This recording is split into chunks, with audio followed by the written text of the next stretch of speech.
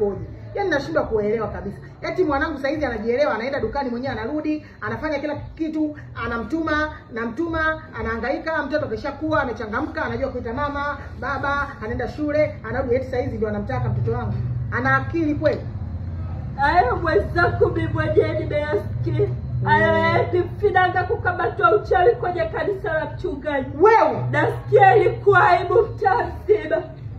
Wewe wewe utasutwa. Ndio jambo zito hilo. Wewe umejuaje? Yaani hujakosea. Yule urafiki tuache.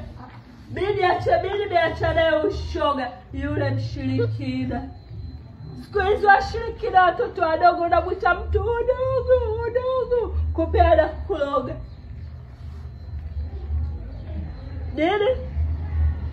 Wewe ni kiziwi ujue usikii. Haya unayatoa wapi? Hiyo taarifa wenzangu mimi naupea wiki. Hiyo kwamba bwana Kepi alitelekeza familia na mhudumia Epi tu kila kitu. Kumbe ndio hivyo alikuwa anamnyunyizia nyinyi. Tunajua yule Epi anatokea Sumbawanga, wasipa kwa. Awe dada mwangu. Sawa. Unasema? Nimeelewa.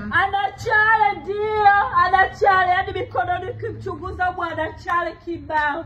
Ngoja kukuletea maji ya kunywa na umbea mwingine wa Rose. Siutaki. Siutaki. Wewe wa Rose Rose imekuwaje? Nakuja, nisubiri. Labda wakusutwa simu.